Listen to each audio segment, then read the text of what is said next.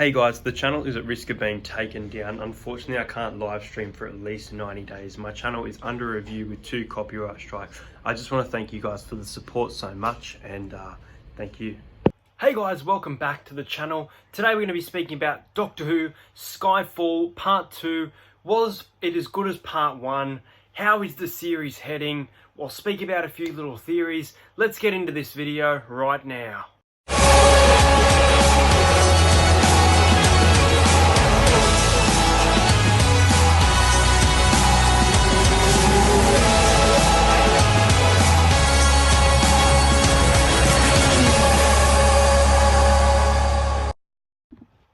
So guys, this episode is very hard to do a spoiler-free review, so I'm going to get into some spoilers right now. So if you haven't seen Spyfall Part 2, turn the video off now. Anyway guys, Spyfall Part 2, we've seen the return of Sacha Darwin as the Master.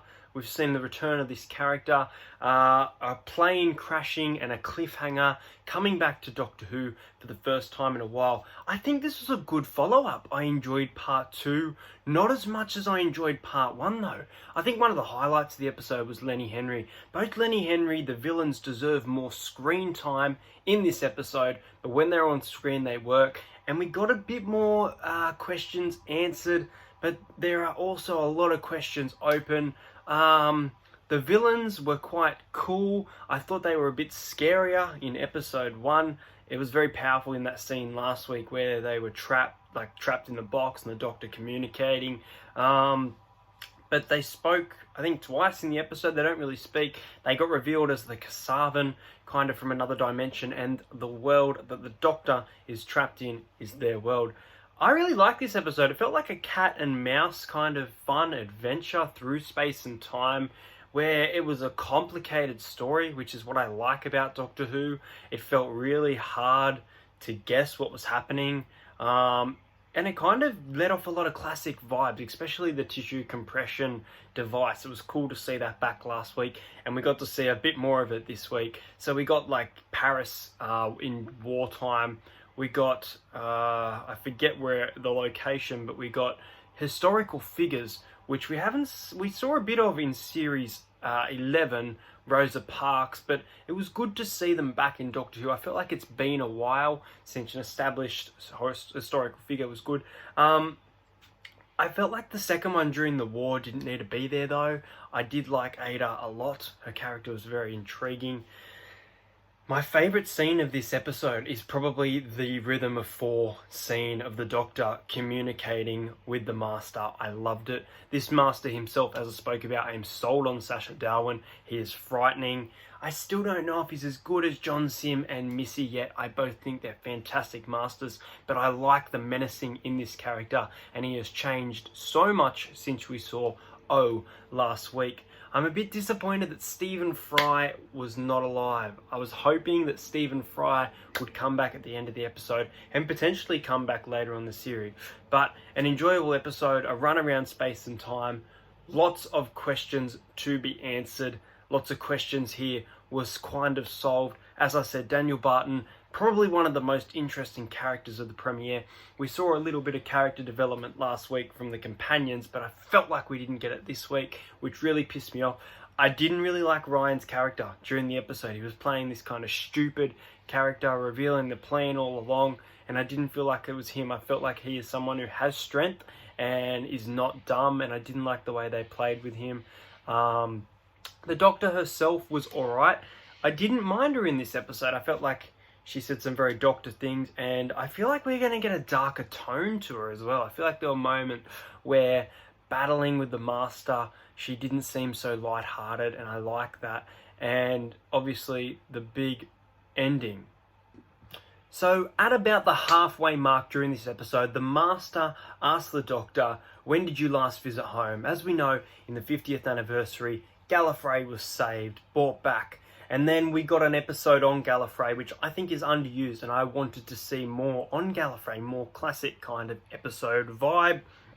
I was hoping for that this series. And we get the complete opposite. Instead, we get a destroyed Gallifrey. Spoiler alert, I alerted you guys before, but I am not happy with this. I think this is a very intriguing arc, and I'm excited to make videos and follow it. I just want to see Time Lords on Gallifrey, some cool backstory, which I guess we're going to get, but I'm not a fan of this. And Chris Chibnall, haven't enjoyed his writing too much, but I think episode 1 and 2 he's done a fairly good job. But this is one of the biggest mistakes in my opinion, man. Let me know what you guys think about this, because I'm not a fan of Gallifrey being destroyed. I wanted to see more of it, but I guess in New Who it's been this kind of, is it alive, is it gone, is it alive, is it gone, back and forth. Obviously it was destroyed until the 50th anniversary, then it was brought back, now it's gone again. Will it come back later in the series? Who knows. As for the Master himself, he's technically in like an alternate realm now, which is kind of cool. Makes me wonder whether we will see a classic Time Lord now that Gallifrey has been destroyed. Maybe there's a Time Lord that survived. We know Rassilon survived, I'm pretty sure, because he was banished at the end, towards the end of, or actually towards the beginning from memory, of Hellbent by Peter Capaldi's Doctor. But no, a very enjoyable episode. I think it's a good follow-up to part 2. As I said, part 1 is always so good, and then part 2 comes about here. And I think that was another case where this episode did that. Who else can I speak about during the episode? There are a lot of characters to follow, very cool time periods, cool settings, and I am looking forward to the rest of the series. I'm not completely sold on the show yet, but I am sold on Sacha Darwin's Master 100%. I still want to enjoy more of Jodie as the Doctor. I felt like there were some scenes that were unnecessary, especially, as I said, the lady during World War II. I understand that she contributed to the computer.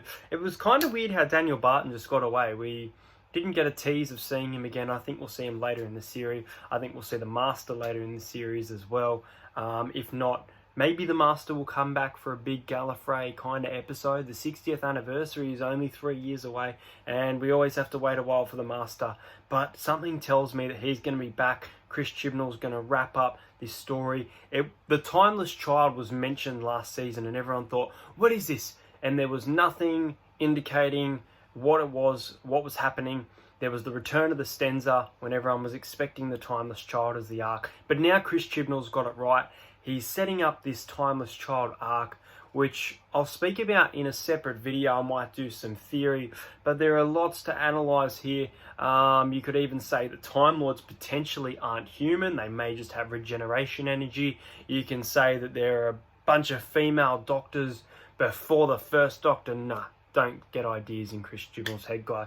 But no, an enjoyable episode of Doctor Who. 100% back into this show, enjoying it. Looking forward to episode 3. They haven't announced the titles until they come out, so or with the trailer. So I believe next week's episode is called Orphan 55. Anyway, guys, hope you guys enjoyed this video. Hit that like button, hit that subscribe button for more Doctor Who. I will be doing a theory video on the Timeless Child. Maybe after episode 3, maybe before, we'll wait and see. I can't wait to get Doctor Who channels pumping on this channel.